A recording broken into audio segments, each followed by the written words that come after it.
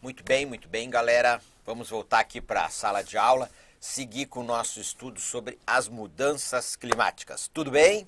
Então, dando essa chamada aí, o material ele vai ser disponibilizado nos meus cursos de atualidades e conhecimentos gerais, junto com o vídeo, tá? Junto aí com os vídeos desta aula aqui, beleza? Então, se você é assinante da assinatura ilimitada, se você tem algum curso meu, ou se você, enfim, adquiriu algum curso meu isolado ou específico, vai poder acessar o material desta aula, tá? Vai poder acessar aqui o material desta aula lá nos cursos respectivos. Tudo bem, galera? Então é o seguinte, ó, eu vou colocar a vinheta e nós vamos seguir com o nosso estudo, beleza?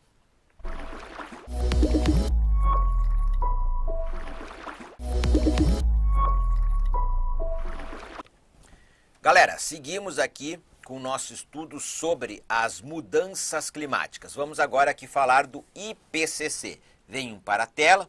O IPCC, Painel Intergovernamental sobre Mudança do Clima. Ele é um órgão ligado à ONU e ele reúne aí cientistas e formuladores de políticas públicas dos países participantes da Convenção Quadro sobre a mudança do clima. O Brasil, há cientistas brasileiros que participam deste painel. E este painel, ele é um painel aí de assessoramento à ONU, de assessoramento aí a esta convenção quadro sobre a mudança do clima da ONU. Então o IPCC, ele diz com grande certeza de que o aquecimento global tem como causa as atividades humanas. E conforme eu já coloquei para vocês, essa posição do IPCC, ela não é unânime no meio científico. Nós temos um grupo muito minoritário de cientistas que diverge de que o aquecimento global tem como causa atividades humanas, que diz que é algo natural, que faz parte aí do processo da história natural aí do planeta Terra. Bom, minhas amigas e meus amigos, vamos aqui adiante, avançar um pouco mais. Quais que são os principais países emissores de gases intensificadores do efeito estufa? Emissões acumuladas, desde quando? Desde meados do século XIX, desde aí o ano de 1850, desde lá o início da era industrial, desde os primórdios da era industrial, desde lá a era pré-industrial. Então pode aparecer aí de várias formas, mas esta é a referência, meados do século passado. Então, primeiro, qual que é o país que historicamente mais emitiu gases intensificadores do efeito estufa? Os Estados Unidos. Segundo, em segundo aparece, geralmente vem aí a União Europeia, ou seja, as emissões acumuladas dos países que fazem parte da União Europeia. Em terceiro, a China. Se não for colocada a União Europeia, passa a ser primeiro os Estados Unidos e segundo a China. Por que aparece a União Europeia? Porque embora cada país ali da União Europeia discuta individualmente, debata individualmente o tema das mudanças climáticas, o bloco econômico, União Europeia, também se apresenta e debate como bloco econômico o tema aí das mudanças climáticas.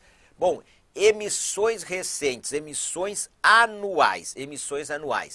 Até o ano de 2005, os Estados Unidos eram um país que mais emitiu gases intensificadores de efeito estufa, naquelas emissões anuais. Em 2006, eles são superados pela China. Então, aqueles relatórios que aparecem anualmente, quem que mais emite gases do efeito estufa, ano após ano, a cada ano? Primeiro lugar, a China. Segundo lugar, os Estados Unidos. E em terceiro lugar, aí, a União Europeia. Joia? Nós aqui, inclusive, temos um gráfico. Os Estados Unidos são os maiores emissores ao longo da história. Então tem lá o ano de referência, né, 1850. Aqui, ó, emissões acumuladas de CO2 em milhões de toneladas. Se nós formos olhar, então os Estados Unidos, né, vamos arredondar aqui, ó, 509 milhões de toneladas de emissões acumuladas. China, 284 milhões de toneladas de emissões acumuladas. Terceiro a Rússia, quarto o Brasil. Vejam que aqui não aparece a União Europeia, e aí é um dado relevante. O Brasil está em quarto lugar em emissões acumuladas de CO2 desde 1850. Então, por que CO2? Professor, o senhor falou que são vários gases que causam aí o efeito estufa, né? Sim, a intensificação do efeito estufa. Sim, são vários gases. Mas para fins de contabilidade se utiliza o carbono equivalente, o CO2, o gás carbônico aí equivalente, tá beleza? Então isso pode aparecer, parece em prova sim, tá? Não vai ficar detalhando todos os gases lá. Então vai falar em CO2, carbono equivalente, gás carbônico equivalente. Então Estados Unidos, China, e olha aqui aí Rússia, aí Brasil, e vejam vocês que aí, ó, Indonésia, e aí que vai aparecer um país da União Europeia, a Alemanha. A Alemanha em sexto lugar. Mas se nós colocarmos a União Europeia, então vai ser Estados Unidos, China, União Europeia, Rússia e Brasil. Aí o Brasil seria o quinto. De qualquer forma, o Brasil está entre os países que historicamente mais emitiram gases intensificadores do efeito estufa. Vamos avançar aqui um pouco mais. Este outro gráfico aqui, ele vai mostrar aí as emissões anuais para o ano de 2019. Então, galera, você pode ter gráfico usando como base o ano de 2019, o ano de 2018, o ano de 2017, o ano de 2020, e obviamente que vai ter alguma mudança em números, em alguns números, mas isto não vai mudar o quadro geral. Então eu nas minhas aulas eu utilizo aí muitos gráficos, agora não é para vocês, enfim, ficarem aí enlouquecidos, vamos dizer assim, ou doidinhos com essa grande quantidade de números. Não. Eu uso os gráficos para ilustrar. Importante é saber aí os contextos. É o que eu disse para você. Não vai ter uma prova que vai perguntar qual o total de gases emitidos historicamente pelo Brasil, de gases intensificadores do efeito estufa. Não vai ter. Ou pelos Estados Unidos. Ela vai perguntar o quê? Historicamente, quais os países que mais emitiram gases intensificadores do efeito estufa. Joia? É isto que a prova vai perguntar. Mas os números aqui eu gosto de trazer eles porque eles dão um panorama melhor, eles ilustram isso. Beleza? Então vamos lá, ó, nas emissões anuais. Vejam, então a China, ela respondeu por 27%, ou responde, né? A gente ainda pode colocar isso, ó, por 27% das emissões globais de CO2. Segundo lugar, os Estados Unidos, 11%. Aí, meus amigos, este gráfico aqui, ó, ele até vai colocar em terceiro a Índia, 3,4%. E em quarto, a União Europeia. E em quinto, a Indonésia. Em sexto, Rússia e Arábia Saudita. E o Brasil, sétimo maior emissor mundial de gases intensificadores de efeito estufa. Agora, claro que vejam vocês que a China, ela emitiu 14,1 bilhão de toneladas métricas de gases intensificadores do efeito estufa. E vejam vocês que o Brasil emitiu 1,5%, ou seja, 10%. vamos arredondar 10% da emissão anual da China. Há uma grande diferença, Agora, neste enfrentamento das mudanças climáticas, todos os países são importantes, mas vejam que as contribuições elas são diferenciadas. Então, historicamente, a responsabilidade dos Estados Unidos e da China são maiores em relação a um país como o Brasil. Anualmente também elas são maiores. E se nós formos olhar as emissões per capita, ou seja, então você pega o total de emissões anuais e aí divide pelo número de habitantes do país, do ponto de vista per capita, um americano emite mais gases intensificadores do efeito estufa do que um chinês. Joia? Por quê? População dos Estados Unidos em torno de 330 milhões de habitantes. População da China em torno de 1,4 bilhão aí de habitantes. Então vejo que há várias formas de fazer esta análise. Porém, isso é uma realidade. China e Estados Unidos são os maiores emissores anuais de gases intensificadores do efeito estufa. Do ponto de vista histórico, Estados Unidos e China. E também é uma realidade que o Brasil está entre os países que historicamente mais emitiram gases intensificadores do efeito estufa e que anualmente mais emite. Tranquilo, minhas amigas e meus amigos? Emissão por setores em nível mundial. Então, galera, o que é interessante aqui, ó? Qual que é o maior? Vocês têm que saber qual que é o setor que mais emite, o maior emissor. No mundo, é o setor de energia. Transportes e geração de energia elétrica. Transportes, galera, veículos automotores, combustíveis fósseis, derivados do petróleo, gasolina, óleo diesel, querosene de aviação, enfim, derivados do petróleo. Então, transportes, produção de eletricidade. A matriz energética mundial, ela é grandemente suja e não renovável. Então, se gera, qual que é a principal fonte energética para a geração de energia elétrica no mundo? São os combustíveis fósseis, carvão, petróleo e gás natural. Diferente do Brasil, onde na matriz elétrica brasileira, o que predomina na matriz elétrica brasileira? A geração de energia pela fonte hídrica, hidrelétricas. Mas essa não é a realidade mundial. Então, o setor que mais emite no mundo é o setor de energia. Depois é a agropecuária, vou colocar no slide aqui, ó. Agropecuária, que é a criação de animais e o cultivo de plantas. Na sequência, o uso da terra, desmatamento e conversão de terras para a agropecuária, pois indústria é aí o setor aí de resíduos.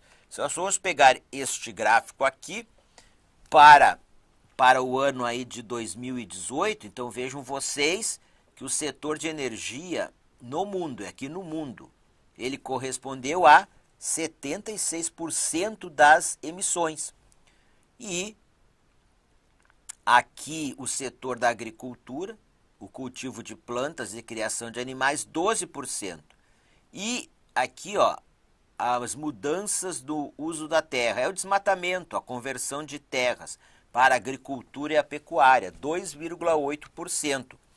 Assim, o grande problema a ser enfrentado no mundo é em relação ao setor de energia, por isso que se fala na mudança da matriz energética mundial, tá? Que é um dos grandes debates, mudar a matriz energética mundial para emitir menos gases intensificadores do efeito estufa. Já em relação ao Brasil, deixa eu dar uma olhada se eu não coloquei esse gráfico. Está aqui, ó. Eu vou pegar esse gráfico aqui primeiro, tá? Depois eu volto os slides. E em relação ao Brasil, então vejam aqui, eu vou utilizar o ano de 2019, tá? Então esse gráfico aqui é sobre a emissão de gases e do efeito estufa pelo Brasil. E em relação ao Brasil, pessoal, é o uso da terra, Professor, o que é o uso da terra? É aquela conversão de terras para agricultura, para a pecuária, ou para a própria expansão das áreas urbanas também. Não precisa ser só agricultura e pecuária. Aqui está o que, ó? O grande problema do Brasil na emissão de gases intensificadores do efeito estufa, o desmatamento, 44%. Das emissões agropecuária, 28%. Criação de animais, o gado, o gás metano, o cultivo de plantas, a energia seja o funcionamento de veículos automotores ou a própria geração de energia elétrica, vem em terceiro, com 19%. Então, em quarto, os processos industriais, com 5%, e o quinto, resíduos, com 4%.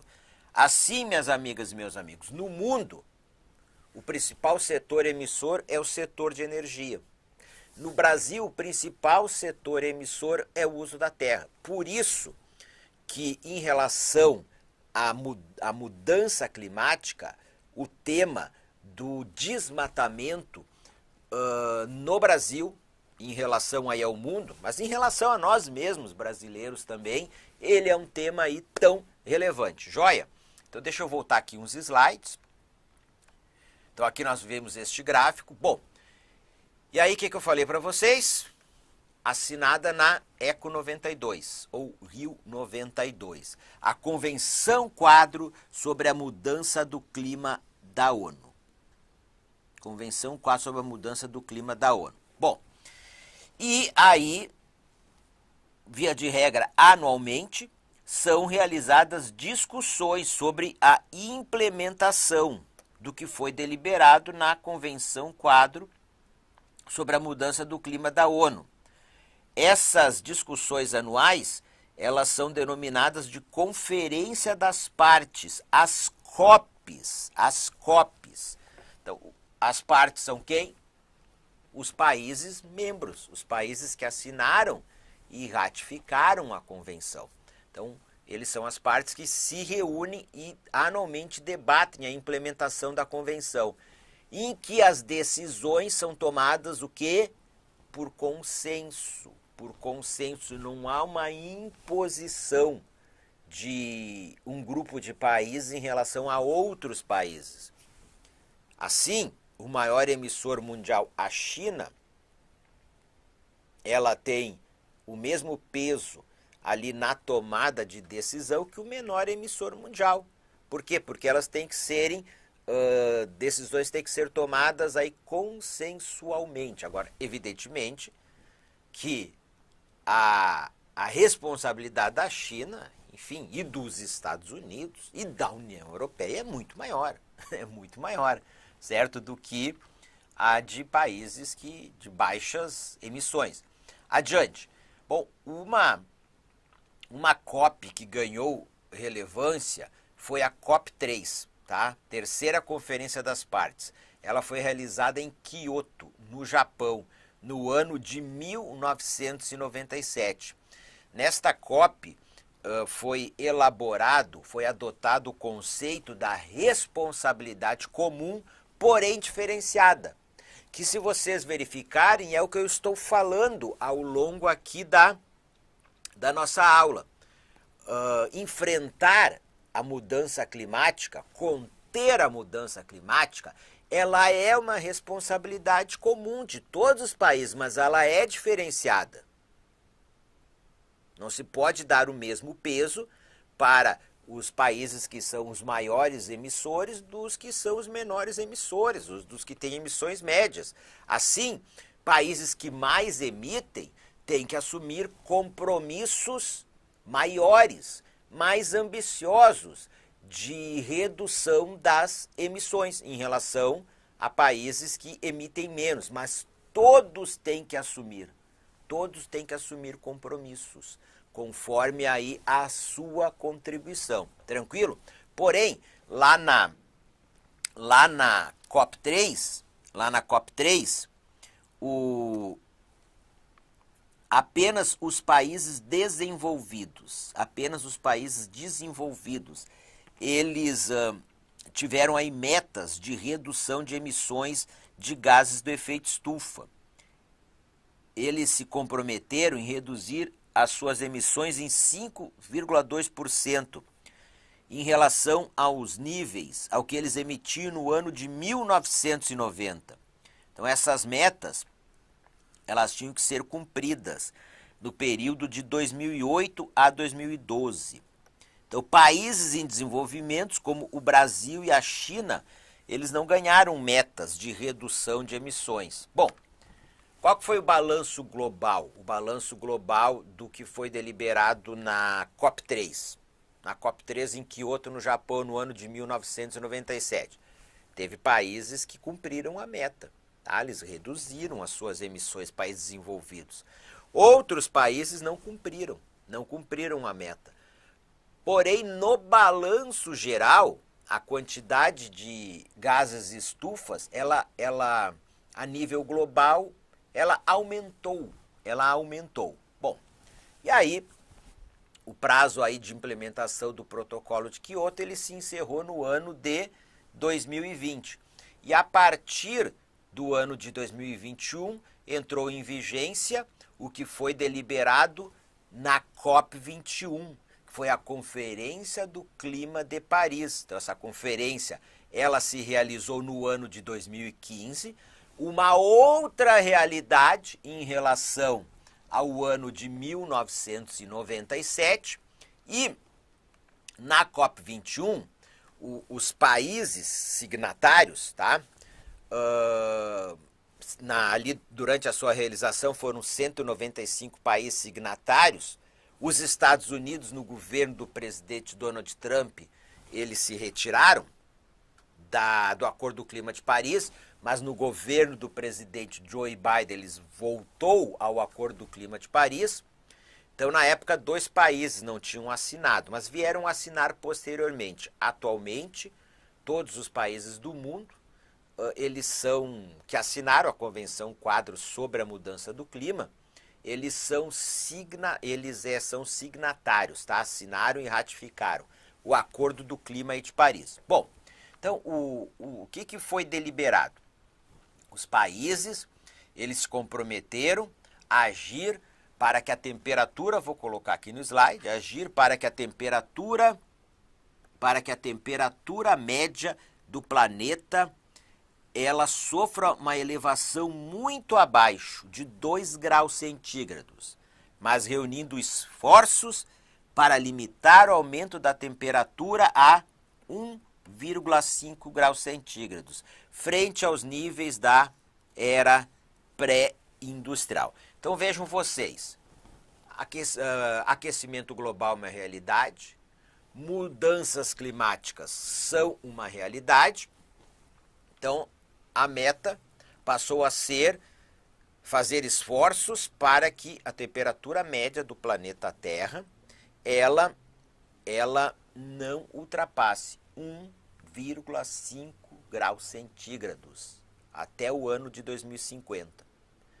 Fazendo esforços para que no ano de 2100 não ultrapasse os 2 graus centígrados. Então, a meta é 1,5 graus centígrados. Então, é uma meta global. Joia, pessoal? É uma meta global. Não pode se aquecer mais do que 1,5 graus centígrados. Porque, se isso ocorrer, as consequências para o planeta, para os seres vivos, para as populações humanas, as mudanças, elas são drásticas, serão de uma severidade maior. Beleza. Diferentemente do protocolo de Kyoto, não foram dadas metas para os países. Então, cada país ele apresentou perante a Conferência do Clima de Paris a sua contribuição nacionalmente determinada. Então, os países apresentaram contribuições nacionalmente determinadas, em que cada país ele disse o seguinte: eu posso reduzir as minhas emissões em X% em relação ao que eu emitia no ano de 2005, então um ano base. o ano de 2005, tá? Então, um ano base, aí um ano de 2005. Então, uma redução em termos percentuais e em termos quantitativos. Quantas toneladas de carbono eu vou emitir a menos?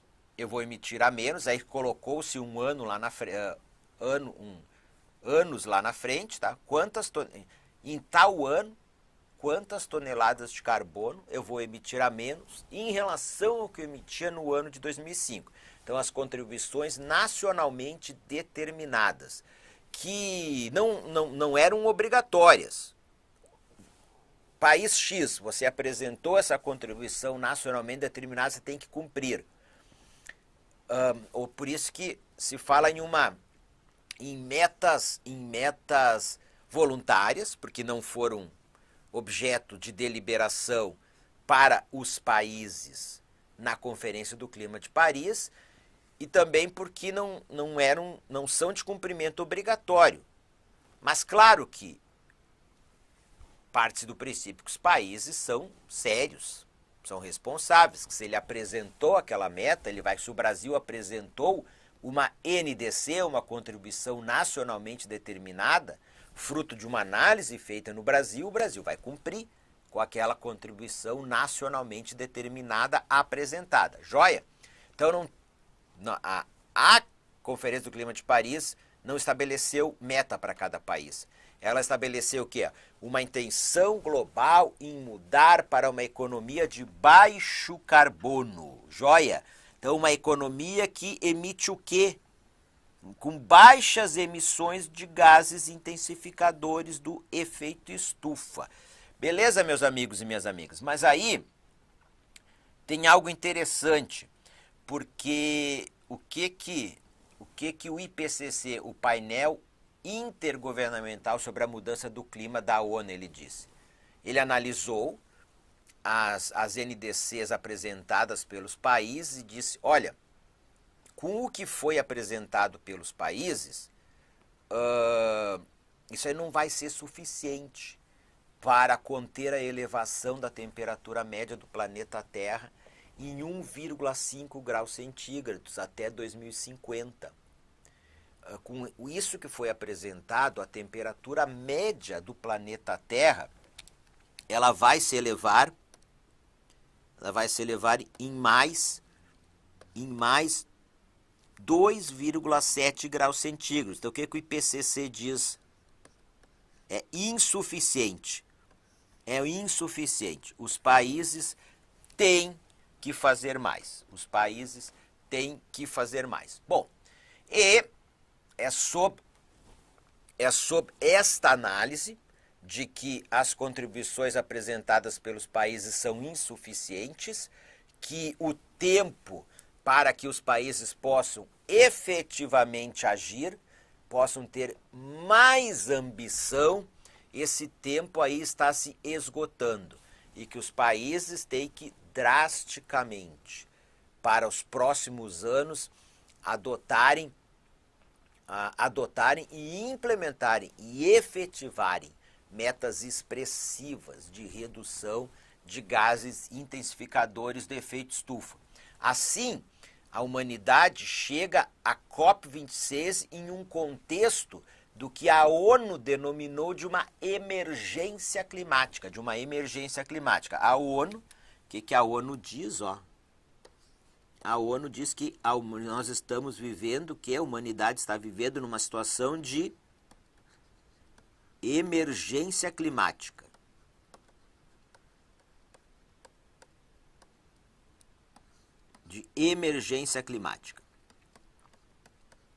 Assim, meus amigos e minhas amigas, caríssimos alunos e caríssimas alunas, que eu coloquei aqui eram os objetivos com os quais se chegou à COP26. A COP26, que foi realizada em Glasgow.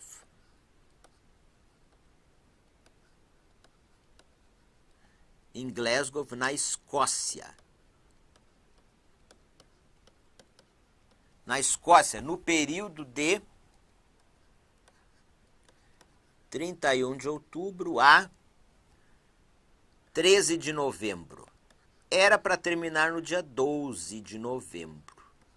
Mas aí se estendeu por mais um dia, terminou no dia 13 de novembro. Então vejamos, limitar o aumento da temperatura global a 1,5 graus centígrados. Finalizar o livro de regras que operacionaliza o Acordo de Paris. Reduzir o desmatamento. Ajudar países menos desenvolvidos. Aqui, ó, diminuir o uso do carvão e outros combustíveis fósseis. Incentivar o uso de energias renováveis. Reduzir emissões de carbono até 2030 e zerá-las até 2050. Acelerar transição para veículos com emissão zero. Construir defesas e sistemas de alerta. Então, o que o IPCC diz? Olha, preciso reduzir. Reduzir significativamente as emissões até o ano de 2030. E zerar essas emissões até o ano de 2050. Se a humanidade quiser alcançar o objetivo de que a temperatura média do planeta Terra não se eleve mais do que 1,5 graus centígrados no ano de 2021. Porque, conforme disse para vocês, o IPCC disse o seguinte: com o que foi apresentado, não tem jeito. Se todos os países cumprirem o que eles apresentaram, vai se elevar 2,7 graus centígrados até o ano de 2021. Assim, é preciso uma ambição maior dos países. Bom, então o que é zerar as emissões de carbono até o ano de 2050? Vou passar aqui para o próximo slide, isso pode aparecer na prova como? Olha aqui diz até que anos os países se comprometeram a atingir o zero líquido. O zero líquido. Então vai aparecer como pode ser zero líquido, como neutralidade de carbono. Vou escrever aqui, ó, para neutralidade de carbono.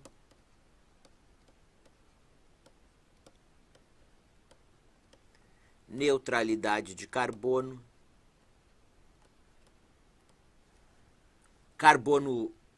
Carbono zero, tá? Pode aparecer de mais uma forma aí. O carbono zero. Ou seja, vamos pegar aqui um país como o Brasil. O Brasil emite gases intensificadores do efeito estufa. Beleza, o Brasil emite. Mas o Brasil tem que adotar aí medidas em que o Brasil ele reduza as suas emissões de modo que entre o que o Brasil emite anualmente e o que o Brasil consegue reduzir ou o que o Brasil absorve de emissões de carbono fique no 0 a 0, ok? É o zero líquido, a emissão zero entre o que um país emite e o que aquele país tem de capacidade aí de absorver, fica no 0 a 0, ou seja, não há um aumento de emissões, não há um aumento de emissões de gases estufas por aquele país. Então isso é o zero líquido. Tá? A humanidade tem que chegar também aí ao zero líquido. Conforme a gente volta aqui, ó, que diz aqui, ó, reduzir emissões de carbono até 2030 e zerar as emissões de carbono aí até 2050. Não é que não vai seguir emitindo, mas é que no balanço entre o que emitiu e o que foi capturado ficou no 0 a 0. Não está tendo um aumento de gases estufa aí na atmosfera pela emissão de determinado país. E também se busca isso aí globalmente. Então vamos avançar aqui um pouco mais. Galera, eu coloquei esta tabela aqui, tá? O examinador não vai te perguntar sobre essa tabela aqui. Agora eu vou destacar o que é importante saber. O Brasil, né? Vamos lá. Até que ano o Brasil se propôs a atingir o zero líquido? 2050. O Brasil se propôs até 2050, o Brasil vai atingir o zero líquido. Os dois maiores emissores mundiais, os Estados Unidos, que é o segundo, olha, até o ano de 2050, beleza, também. A China disse que só em 2060, que ela não tem condições de atingir o zero líquido no ano de 2050. Só a nível de curiosidade, essa tabela aqui diz, ó, que o Butão já atingiu o zero líquido, mas a contribuição, país muito pequeno, fica lá na Cordilheira do Himalaia, mas a contribuição todas as reduções são importantes, mas a contribuição do Butão é muito pequena, se comparada à da China, dos Estados Unidos e a do próprio Brasil. Bom, então o que foi deliberado? O que foi deliberado na COP26? Vamos aqui para o próximo slide.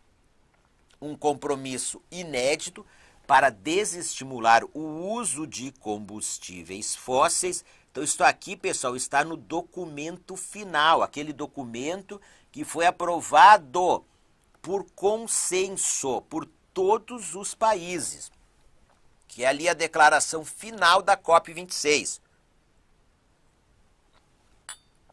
Então, vejam vocês que os combustíveis fósseis são a principal fonte, tá, da matriz energética mundial para a movimentação de veículos automotores e para a geração de energia elétrica.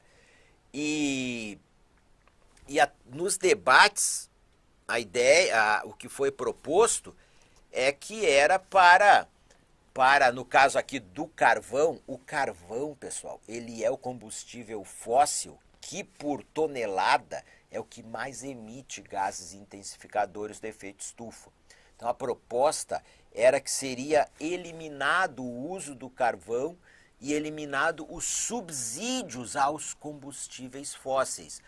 Porém, países que são grandes, que utilizam grandes usuários do carvão e também de combustíveis fósseis, eles se posicionaram contrariamente a essa proposta. Aí, na negociação, mas é a primeira vez que aparece no documento final de alguma conferência das partes. Então, está lá no documento final.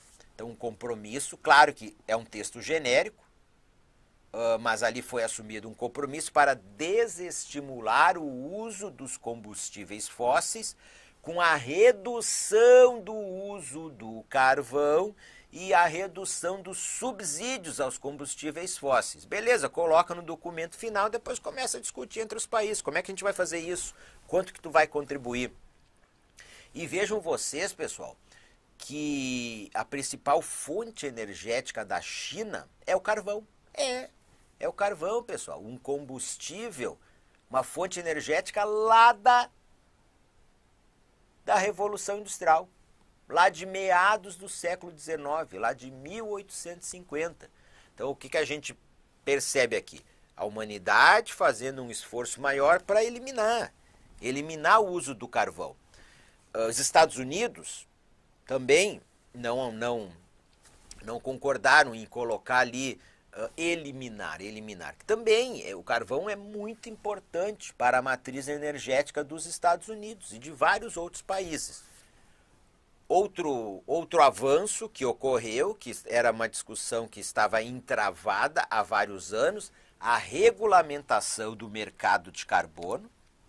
A regulamentação do mercado de carbono, já vou falar disso na sequência. O tema do financiamento anual de 100 bilhões de dólares para os países pobres e emergentes. Bom, e aí grupos de países, não foram todos, assinaram alguns acordos. O acordo de transição do carvão para energias limpas, o compromisso global do metano e o acordo para a proteção de florestas. Sobre esse tema do financiamento, sempre é um debate sobre isso. Os países pobres, os emergentes, eles vão dizer, olha, a nossa contribuição para o aquecimento global é menor. do que a dos países ricos. Eles têm responsabilidades maiores. Nós não nos opomos, nós somos favoráveis, nós queremos fazer a nossa transição energética de utilização de energias sujas para energias limpas, que não emitem gases intensificadores do efeito estufa. Mas nós não temos La Plata, não temos dinheiro. Coloca a mão no bolso, não há La Plata para isso. E aí qualquer discussão que países ricos e desenvolvidos proverem um financiamento para os países pobres e emergentes. Então, neste valor, o valor de 100 bilhões anuais. Isso já havia sido debatido na COP21, a Conferência do Clima de Paris. Esse financiamento existe, mas ele não alcança os 100 bilhões de dólares anuais. Então, novamente, eles renovaram aí esse compromisso de que países ricos, desenvolvidos, vão alcançar esses recursos para totalizar os 100 bilhões anuais para o financiamento que países pobres e emergentes possam fazer a sua transição energética. O tema do mercado de carbono. O que é o mercado de carbono? Que era uma das deliberações do Acordo do Clima de Paris, que a imprensa até falou, o livro de regras do Acordo de Paris. Como que nós vamos operacionalizar? Como que nós vamos aí operacionalizar o livro de regras do Acordo do Clima aí de Paris? Bom, e aí o artigo 6º falava o quê? Do mercado de carbono, da negociação, vamos colocar assim, do comércio de créditos de carbono. Professor, o que é isso? Então vamos pegar aqui o caso do Brasil. O Brasil vai ser um país muito beneficiado pelo mercado de carbono. Vamos pegar aqui o caso do Brasil. O Brasil, ele apresentou lá uma contribuição nacionalmente determinada. Uma NDC em inglês, mas eu estou falando aqui em português. Uma contribuição nacionalmente determinada.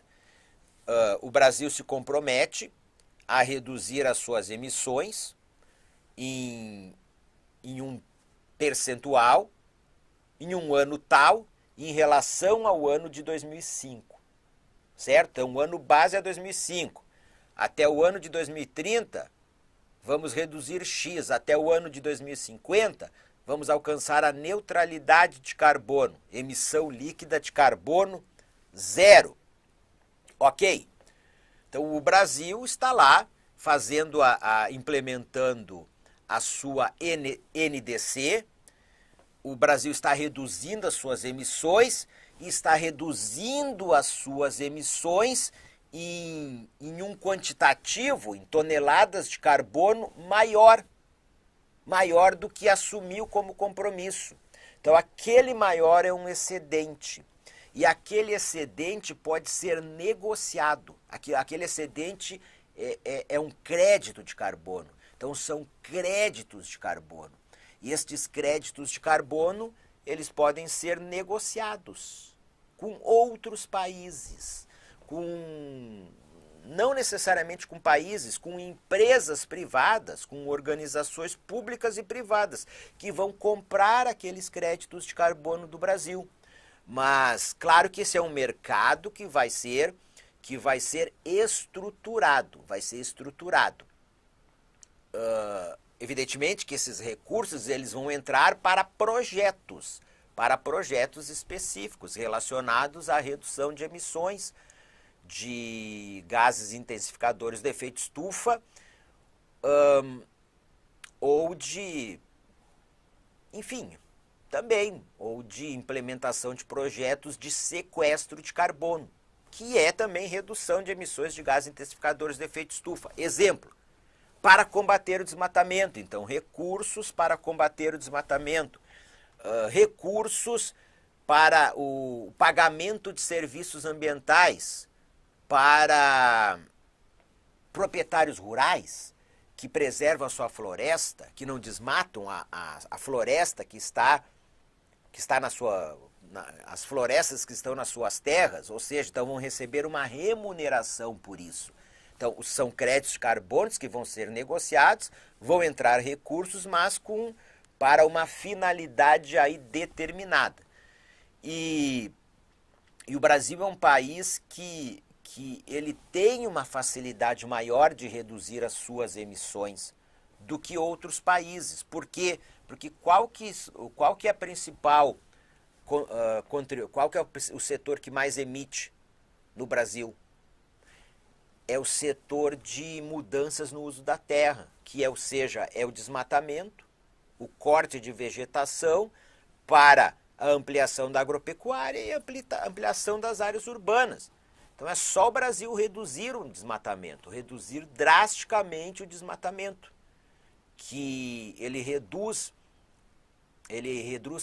significativamente as suas emissões, diferentemente de outros países que a sua geração de energia elétrica está lá em usinas termoelétricas, a carvão, a gás natural, a petróleo. Ora, é uma mudança mais lenta. É uma mudança mais lenta que exige um grande volume de recursos. Então, países que não conseguirem cumprir as suas metas de redução de emissões, eles compram créditos de carbonos de países que excederam as suas metas de redução de emissões. Joia? Então, meus amigos, foi deliberado, meus amigos e minhas amigas, foi deliberado a criação de um órgão supervisor na ONU com a competência de intermediar a compra e venda de créditos de carbono, que vai implementar este mercado aí de carbono.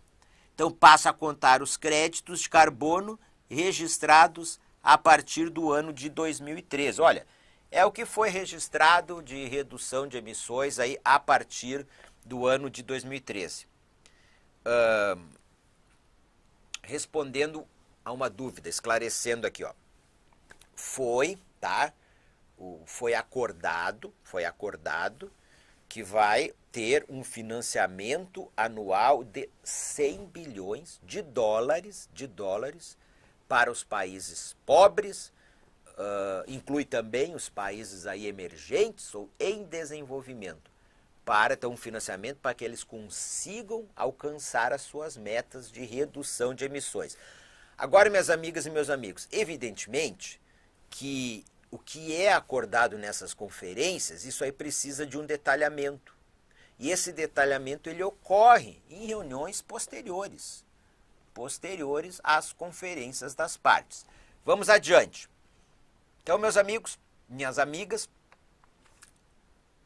foi anunciado e foi assinado por mais de 70 países o Acordo de Transição do Carvão para energias limpas. A previsão é eliminar o uso do carvão nas economias mais ricas. Então vejam só, eliminar o uso do carvão nas economias mais ricas em 2030 e em 2040 nas mais pobres. Então isso aqui foi um acordo assinado por países. Não consta lá no documento final, tá? Que foi aprovado por consenso por todos os países que participaram da COP26. Então vejam vocês que a China e os Estados Unidos, os dois maiores poluidores do mundo, ficaram de fora deste acordo. E vejam vocês que o carvão ele é responsável pela geração de 37% da energia elétrica no mundo. Isto ocorre, tá, pessoal, na área das relações internacionais, da diplomacia internacional. A gente tem que separar o documento final, que foi aprovado na COP26, destes acordos, em que países se reúnem, convidam outros países para fazer um acordo sobre determinado tema. Embora muitos países não entraram, eles ficam pressionados a posteriormente fazerem parte do acordo. Então vamos lá, um acordo de transição do carvão para energias limpas, o outro, o compromisso global do metano. Então venham aqui para a nossa tela, o compromisso global do metano, reduzir em 30% as emissões de metano até 2030 em relação aos níveis de 2020. Foi assinado por mais de 100 países, incluindo o Brasil, que é o quinto maior emissor de gás metano aí no mundo. Então vejam que esses mais de 100 países, eles cobrem quase metade das emissões globais de metano. Tem uma outra metade que não assinou, não quis se comprometer. E o metano, que é o segundo gás mais importante na intensificação aí do efeito estufa. Adiante, um acordo para proteção de florestas, tá? Forest Deal, foi assinado por mais de 100 países. Esses países eles representam mais de 85% das florestas do mundo. O Brasil assinou, a Indonésia assinou, o Congo assinou. Então, países que têm grandes áreas florestais aí nos seus territórios, que é um acordo que prevê, né? Prevê dinheiro, prevê financiamento para que esses países eles possam aí preservar as suas florestas, combater o desmatamento, combater incêndios, para o reflorestamento, para a proteção aí de territórios indígenas. E para nós finalizarmos este tópico aqui, qual que foi a participação do Brasil na COP26? E vejam, pessoal, eu aqui sou um professor de atualidades, não me posiciono politicamente. Por que que eu digo isso? Porque o debate político ele é muito intenso e muito radicalizado no Brasil, e o professor de atualidades ele tem que falar o contexto, tem que falar a verdade, tem que falar o que está ocorrendo. E muitas vezes isso desagrada a determinados alunos e determinadas alunas muito posicionados politicamente. Mas isto é dos alunos e das alunas. Por isso que eu sempre recomendo nas minhas aulas e que o estudante de atualidades ele procure se abstrair de radicalismos, qualquer tipo, político, religioso, ideológico, esportivo, qualquer tipo de radicalismo. Ele tem que ser um estudante de atualidades, estudar a realidade do mundo e do Brasil. O Brasil é um país que tem sido muito criticado por sua política ambiental. Nós estamos falando aqui, do Brasil sob o governo do presidente Jair Bolsonaro, então, muito criticado internacionalmente por sua política ambiental, internamente, né, no Brasil também, tá? O Brasil ele apresentou meta de redução das emissões de gases do efeito estufa, diz, olha, vamos reduzir pela metade até o ano de 2030, em relação ao que emitíamos no ano de 2005. E vamos alcançar a neutralidade de carbono, o zero emissão de carbono, o zero líquido em 2050. O Brasil, ele também apresentou aí a meta de zerar o desmatamento ilegal. Pessoal, e aqui é o desmatamento ilegal, tá? Ilegal. Por quê? Porque existe o desmatamento legal, permitido pela legislação ambiental brasileira. O ilegal até 2028. 2 anos antes do prazo anterior que o Brasil tinha apresentado perante aí a Conferência do Clima, tá? Que era o ano de 2030. Então o Brasil assinou a Declaração das Florestas e também o compromisso aí global do metano. E em relação ao compromisso global do metano, até nos dias seguintes, analistas ambientais, cientistas ambientais, analistas políticos questionaram como que o Brasil ia fazer para cumprir isso. Bom, o Brasil assinou. Por quê? Porque o Brasil tem um dos maiores rebanhos bovinos do mundo. É o 5º maior emissor mundial de gás metano. E qual que é a principal fonte de emissão de gás metano no Brasil? É a pecuária, ou seja, é a flatulência, o processo digestivo do gado. Bom, isso aí vai caber ao Brasil. encontrar a solução técnica do que vai fazer para resolver isso. Agora, o Brasil, ele sob o governo de Jair Bolsonaro, ele perdeu a sua relevância, a liderança. Relevância não, o Brasil é um país relevante do ponto de vista ambiental a nível internacional. Certo? O Brasil é um país aí com grandes ativos ambientais, com grande relevância no debate ambiental no mundo. Mas o Brasil, pela própria postura do atual governo em relação à questão ambiental, aumento do desmatamento na Amazônia, a questão das terras indígenas, a questão indígena, o Brasil ele perdeu essa liderança que o Brasil exercia nos debates ambientais a nível global, sobretudo no debate aqui da mudança climática. Joia, minhas amigas e meus amigos, com isto fechamos esse nosso estudo sobre o tema da mudança climática, ou das mudanças climáticas, ou do aquecimento global.